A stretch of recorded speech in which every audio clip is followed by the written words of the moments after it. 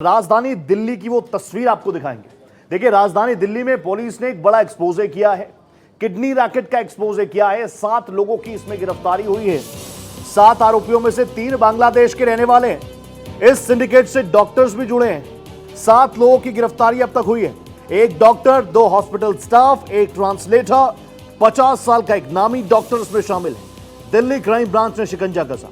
साल 2019 से ये गिरोह सक्रिय है। अब देखिए, 5 साल हो गए। इन 5 सालों में कितने लोगों के साथ कितने लोगों की किडनी इन्होंने निकाल ली होगी, ये सोचा जा सकता है। 5 लाख में खरीदकर 25 लाख में बेचते थे।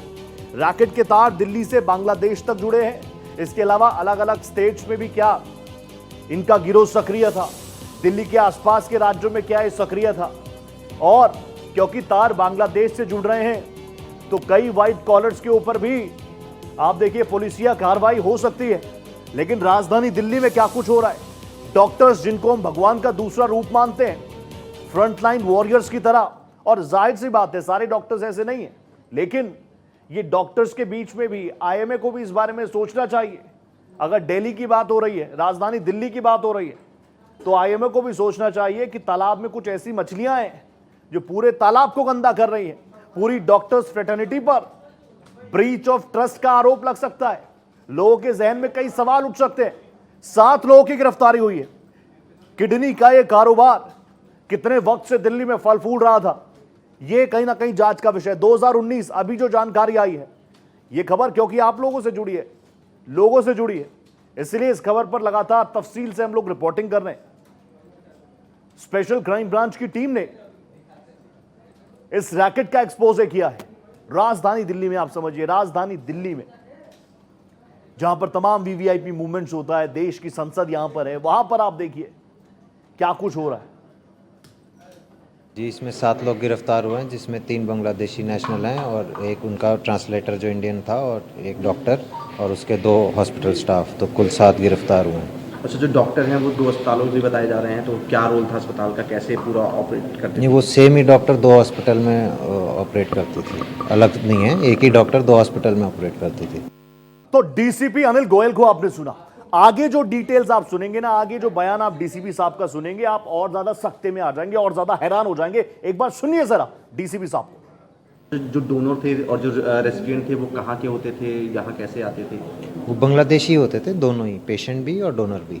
तो वो यही जो बांग्लादेशी नेशनल्स हैं, इन्हीं का काम था उनको ढूंढना और यहाँ पे लाना, यहाँ पे रुकवाना और फिर उनका ट्रांसप्लांट कराना। उनके जो कागजात वगैरह बनाने हैं, उनको एज रिलेटिव्स दिखाना कि जो बेसिक रिक्वायरमेंट होती है एक्ट की, वो सारे वो 10 नकली कागजात भी वही बनाते हैं।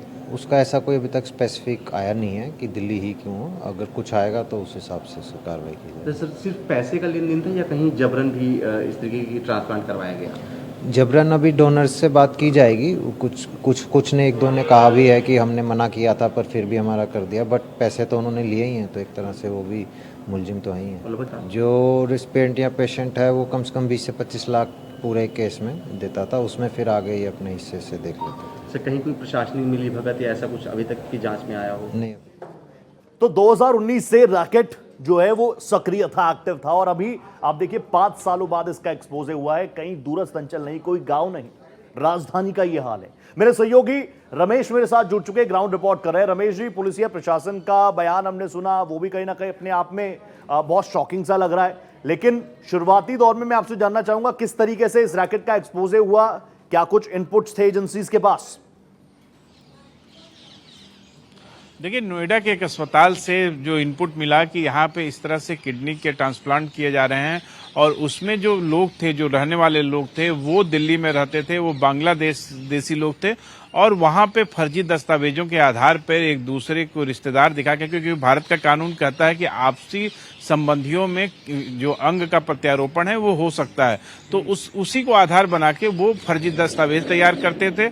और इसमें जो डोनर होता था वो भी, मतलब उसको भी पैसा दिया जाता था, 3 से 5 लाख रुपए उसे दिए जाते थे, और जो व्यक्ति लेता था, जिसको वो किडनी लगती थी, उससे 25 से 30 लाख रुपए वसूले जाते थे किडनी प्रत्यारोपण के नाम पे।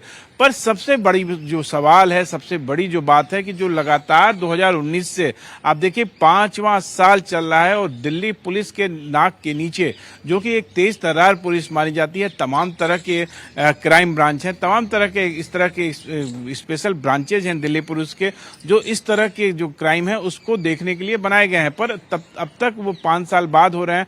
और ये जो डॉक्टर जो पकड़ी गई है, ये अपोलो हॉस्पिटल में भी काम कर चुकी है। अपोलो हॉस्पिटल का कहना था कि वो हमारे यहाँ परमानेंट एम्प्लॉय नहीं थे, वो जब भी ट्रांसप्लांट करना होता था तो खुद वो जो बीमार व्यक्ति था जिसका किडनी ट्रांसप्लांट करना होता था उसे और डोनर, ये दोनों लाती थी। तो कहीं ना कहीं इसमें जो मेन जो कल्प्रिट है वो बांग्लादेशी बताया जा रहा है, जो कि वहां से किडनी के पेशेंट लाता था और किडनी के जो देने वाले को लाता था, और यहाँ डॉक्टर द्वारा दिल्ली में उसका ट्रांसप्लांट किया जाता था। लीगल तरीके से आए हुए थे, लीगल तरीके से आए हुए थे, मानवता को शर्मसार करने वाला ये तो पूरा मामला रहा, लेकिन ये तो देश की सुरक्षा से भी एक बड़ा खिलवाड़ हो सकता है। नजर आप प्लीज बनाए रखिएगा। बहुत धन्यवाद आपका।